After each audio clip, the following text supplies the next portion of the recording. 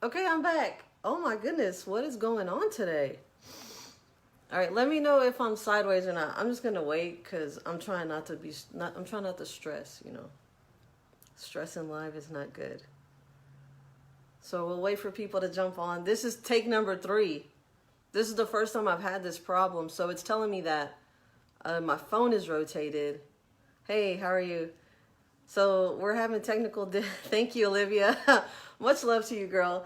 Um, So I guess the phone wanted to have technical difficulties today. And so take number 3 of the live shot for tea time. So that makes me like really late. What's it? 12:45. So hey Kwame, how are you? So we're gonna wait for some to come on. Please share this if you can. Um, so the first reason I was late was I spilt my tea everywhere. Of course, much like spilling your coffee on your lap as you're trying to get out of the house in the morning. So then I had to clean that up. Then my phone wanted to trip. So yeah, I'm gonna wait just a few more minutes. People are like, she's not getting on. I know, right? There is a lot to talk about today, though. Again, Happy New Year. Hopefully, 2020. A lot of good things did happen for me, but a lot of bad things happened too, right? So I just say let's put that behind us, and let's start 2021 on a better footing. How's everyone? Thank you for being here. If you can, share the video. Let me introduce you to my friend. This is my friend Pablo the Pena. Say what's up, everybody. There he is. Hey. He doesn't really speak. He's a little too cool for that, But he is sending love to his cousin, Pepe the Peach, down in Georgia, who is voting day for them. So hopefully they get out to the polls and, get those votes in, right? So, yeah. He says, what's up? What's up, Georgia? All right, we got a few people on here, so I'll start. Again, Happy New Year. Happy New Year. Hopefully it's been going good for you so far. Hey, how are you, Coach? First things first, big news today, this morning. If you did not hear or did not see, Fort Worth will definitely for sure have a brand new mayor come May. Betsy Price is not going to run again, so no matter who you vote for, there will be a new mayor at the helm for Fort Worth City Council. So that's interesting, an interesting development here. So look out for that. And so the one thing that I definitely want to talk about today is redistricting. It's a big issue that's going to be facing us in this next year in Fort Worth. But before I get into that, because there's a ton of information that I feel like you all need to know, and maybe you haven't heard about it, and so we'll explain some pretty basic things about what redistricting means, what it means to you, what it means to us as a whole in Fort Worth, and how it works and why it's so important. But before that, we got to bring up two community issues. So last week, I had on the Charlie Brown Christmas tree, and we talked about the homeless Christmas tree and how it had been removed, and no one knew why. The family of Carla Christian, who had a memorial bench up there. Hey, Terrell. Want the bench back. So Leslie Gordon, the author of the book, The Homeless Christmas Tree, reached out to me. And pretty much, as upset as they justifiably are about the cutting down of that tree and the removal of a tradition that's been going on 20 plus years in Fort Worth, the family, her son Chris, he just really wants the bench back. So if you know who removed it and they have the bench, we're asking that they just return the bench back to the family of Carla because they want it back. And I think that's an okay ask. And so, I think that is something that would be a good way to start 2020 off. Let's get this family their memorial bench back for their mother. Again, we're not really sure why it was removed in the first place, but for whatever reason, let's get this family back their bench. So if you know anyone out there who is associated with that, let them know. And I think Pablo is seconding that. Yeah, right. So, that's the first thing. Second thing, so during the pandemic, it became very clear that families were having a hard time making ends meet, right? People lost their jobs, had their hours cut, lost income, and food insecurity, which was already a problem before the pandemic, became an even bigger problem. And we saw that by all the lines. Hey, what's up? My cousin's on. What's up, Junior? We saw evidence of that by the long lines at food banks, families who had never been to food banks before that had to go.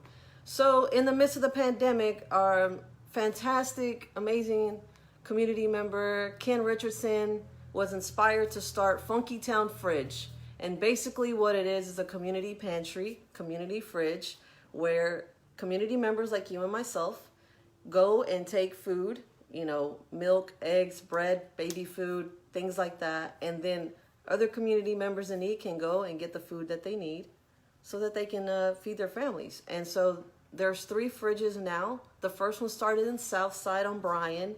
The second one opened up in Poly, which is in District 8 at the United Fort Worth Community Justice Center. And then the third one was just open in Como. And it's been fantastic. I mean, the feedback from the families and the neighborhoods that it has been helping has been great. And, you know, it's just been kind of, you know, in the community, we saw a problem and we got to work and they fixed it. You know, they started addressing food insecurity on their own. Last week I talked about how, you know, when I was a kid, you know, we lived in a motel and I had to deal with homelessness as a kid. Well, guess what? I also had to deal with hunger as a kid. I definitely know what it feels like to not eat for a few days. And if you've never ever experienced like that kind of deep hunger, it's something that you'll never forget. So I think the first time I ever heard of a community pantry was like in 2017. And I thought that it was such a fantastic idea. I mean, hey, you pick up a few extra things when you go grocery shopping, go put them in the community pantry, and then, hey, you don't know, whoever needs it goes and gets it. And it's just kind of like an act of love, right? You're just wanting to do good for someone else. So when I heard about Funky Town Fridge, I was completely on board because I believe that people shouldn't be hungry, period. And from my own personal experience, it sucks. Like, what kids should have to deal with trying to figure out, you know, how to make something out of nothing, you know? You know, and we talk about, you know, people who have to steal food to feed their family or feed themselves. I mean, well, what if we address the problem before it ever became an issue in the first place and just provide food to people, right? Well, so I'm not sure why, I'm not sure how. Code compliance in the city went all the way back in the law books to like the 1950s and found some obscure rule about there not being fridges out in the open. La-di-da-di-da. So now they're trying to shut down Funky Town Fridge. You know, I gotta say, like, isn't it funny how government entities are able to just find obscure rules to enforce when it's convenient for them? I mean, the community figured out a way to provide food for their neighbors, so it means that no tax dollars are being spent on it. It's completely out of their own pockets. Yet here we are with them trying to get in the way of us trying to do for each other, build community, literal community support and engagement with one another. And, you know, they don't have any real solution to put in place to replace these fridges. So it's like, yeah, you know, yeah, someone's saying in the comments that they're trying to keep them from feeding the homeless. You know, these are real issues that we can keep kicking the can down the road if we want to, but it doesn't matter. At some point, you're going to have to face and address them. So when, in my opinion, when you have community members, neighborhoods who are able to solve problems that don't require help from any government agency or any entity like that, and we're able to do it on our own, that's called community. That's how we get better along in this world, right? Like, you know your neighbors.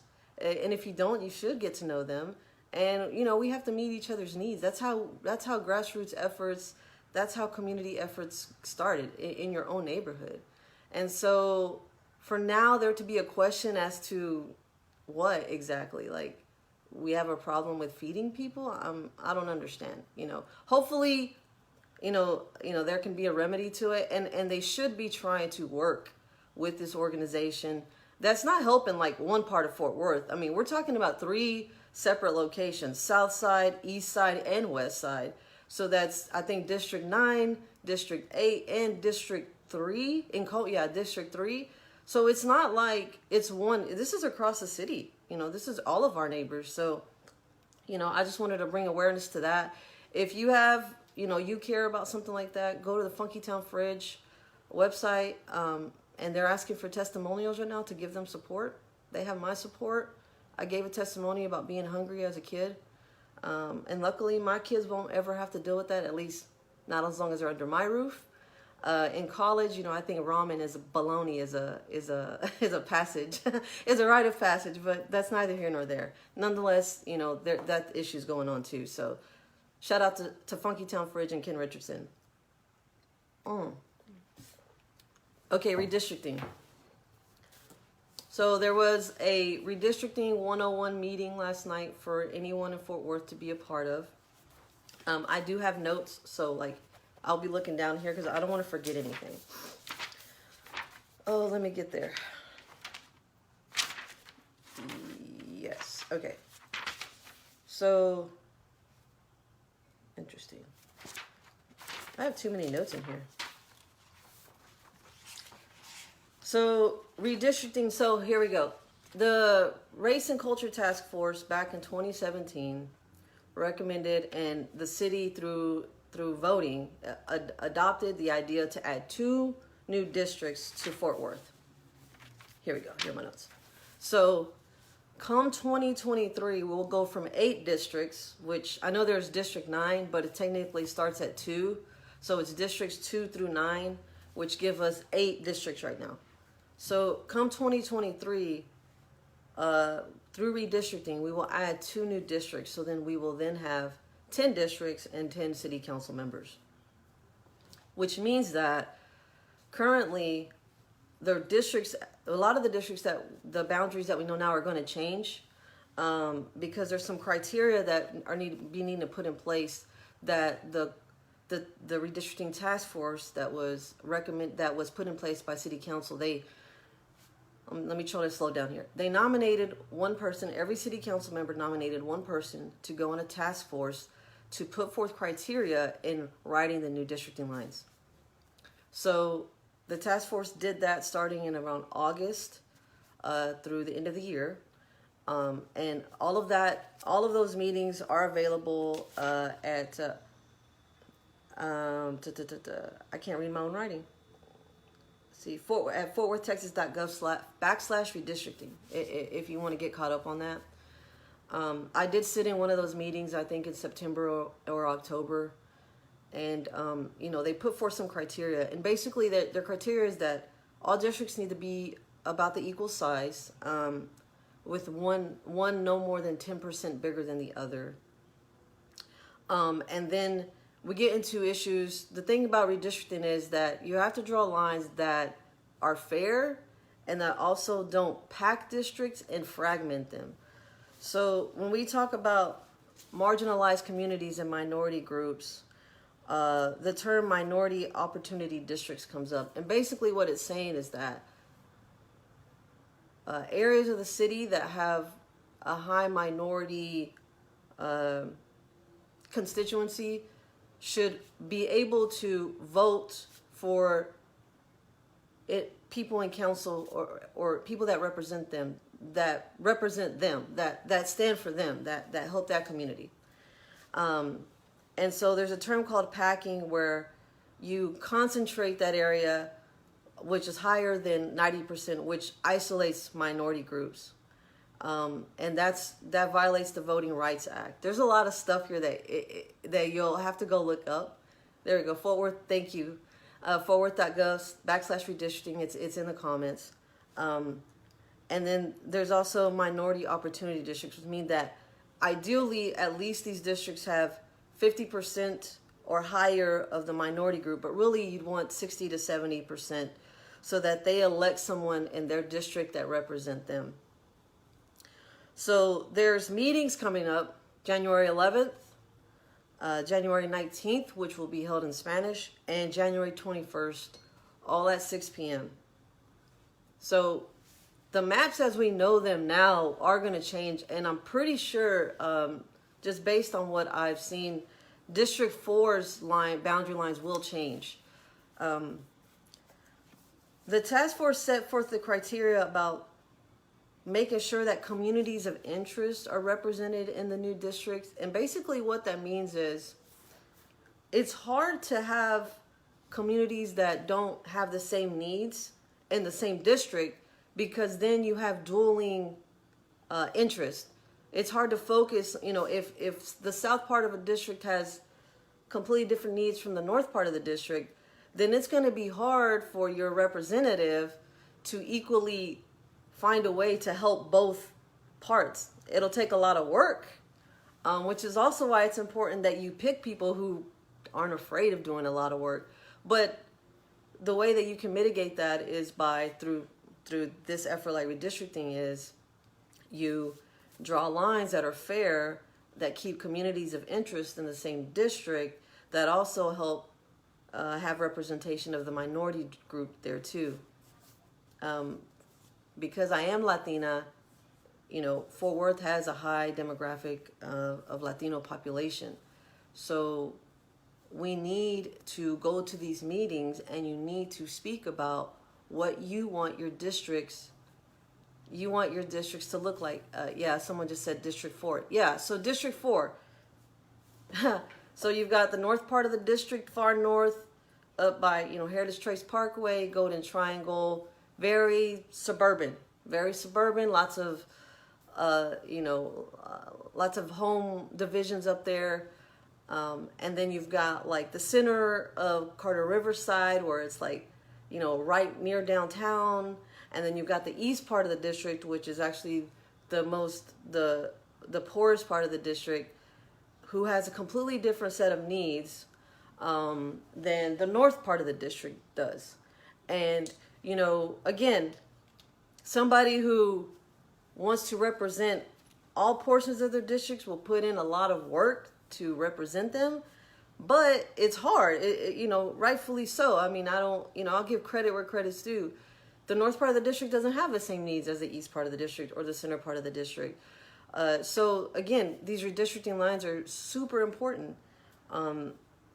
One of the two new districts probably should have a lot more it should be minority opportunity districts, because the areas in the city that need to have their lines redrawn and have communities of interest in them are high minority areas.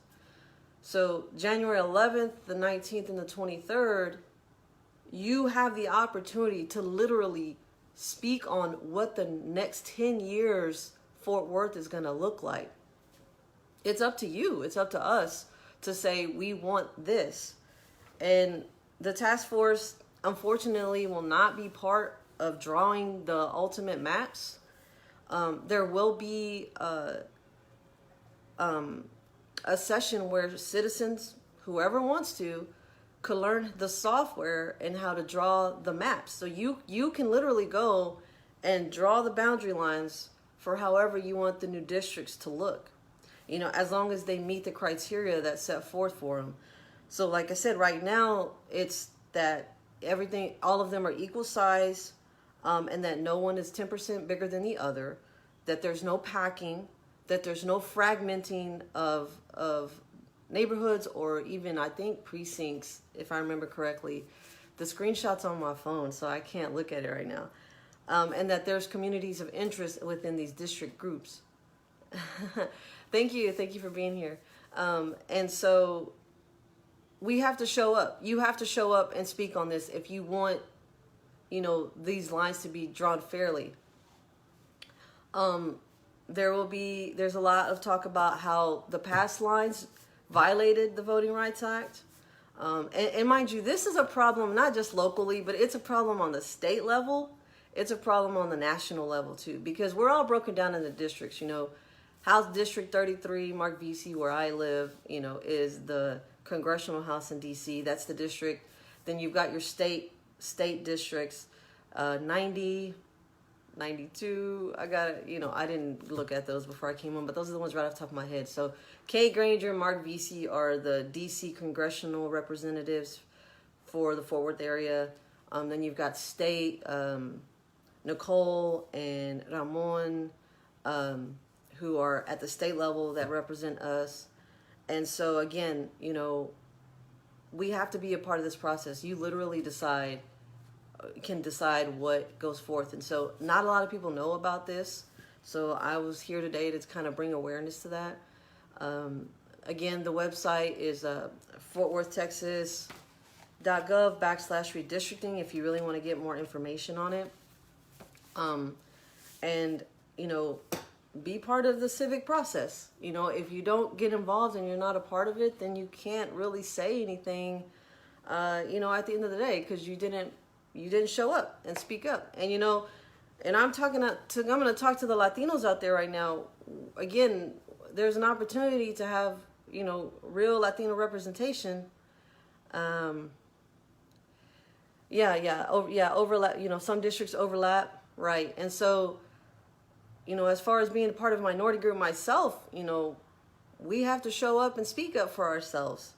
Again, we have minority opportunity districts that could possibly be, so I'm being asked, so other than speaking at meetings, what else can we as citizens do to affect how the lines are drawn? You go speak, and then they're going to give a training on the software to draw the maps, to draw maps. So they'll give public training to any citizen or any community member that wants to be a part of this, and you can go learn how to draw the maps. Probably along the way, there will be coalitions formed that will care about drawing fair district lines that are fair, and you can look into those coalitions and join them and also give them your ideas too. So because the last time, 10 years ago when this happened, you know, there are some districts that do look close to some of the districts that were submitted by community members. If I remember correctly, I'm like reaching, I think District 7 and District 2 were pretty close. I don't remember it. That meeting was in September when I saw the maps compared to what was submitted versus the final drawing. They were pretty close. So, I mean, your submission, your map submissions will be taken into consideration. And now that this task force set forth its recommendations, you know, we will see what the final criteria will be. On that note, the Race and Culture Task Force in 2017 did say that City Council should have put forth an independent redistricting council, meaning that City Council wouldn't be drawing these lines, that this independent body would. They did not do that. They created the task force that we have now, which I have to say, I know some of the people on the task force personally, and they are good people, and they do care about making sure that this process is done fairly.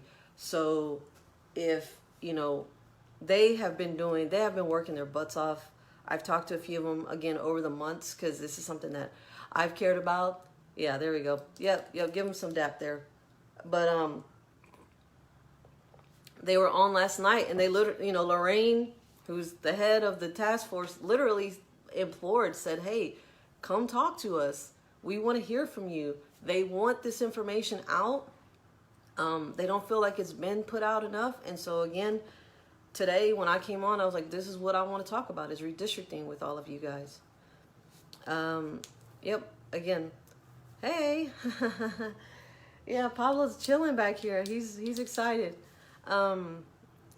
So you have the opportunity as a community member of Fort Worth to decide your representation, how your representation will look for the next 10 years through these district lines. So I say get involved.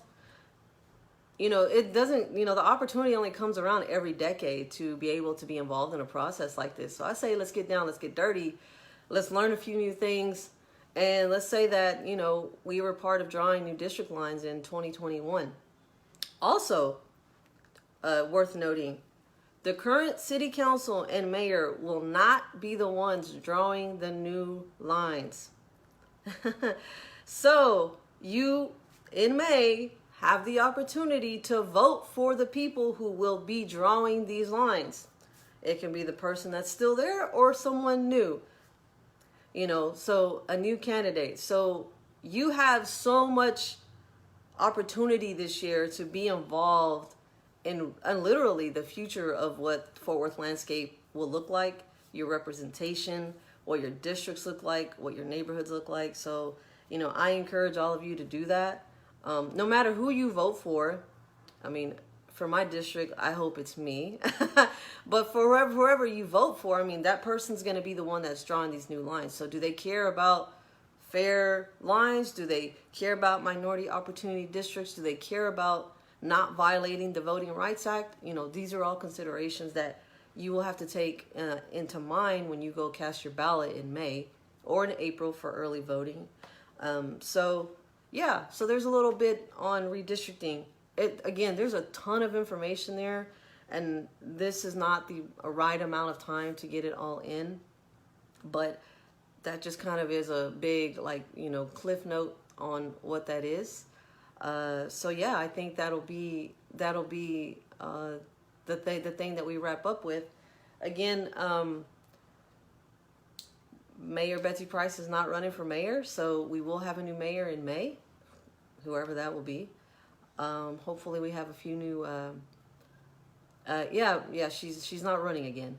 And then maybe we'll have some new city council members too. So I think that's going to wrap up tea time today. If anybody has any questions real quick, I'll hang around for a second to answer them.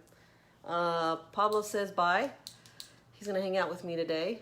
But yeah, I think that's it. Go Georgia. They've been turning out. Again, you know, we've got new voter interest in. Come out, vote for new city council to get these redistricting lines drawn fairly. And be part of the civic process. Be part of it. Let your voice be heard. Let your voice be heard. And so you guys have a good day. We will be back next Tuesday, where I will be talking about the new police chief process that we're also going through right now. So the first meeting for redistricting, the public meeting, yes, Deborah Peoples is running. I think Brian Bird's name is out there, along with attorney D. Kelly Jr. Again, the filing for elections to run starts on the 13th, January 13th. So nothing's official till we file. So we will definitely start finding stuff out then. Correct, yeah. We got to step up and vote. I mean, you got your voice. Step up and be a part of all the stuff that goes on. One of my number one things for running for city council is transparency and community engagement at City Hall. So getting you guys the information you need to know so that you can then get involved whenever you want to.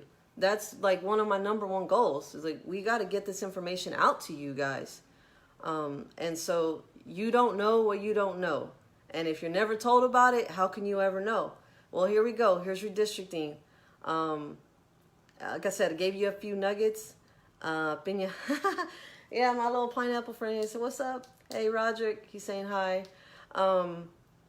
So that's the whole point. Here I am. I'm sharing information with you that I think you need to know. And let's get to it. So next Tuesday, 6 p.m. is the first public meeting for redistricting conversation.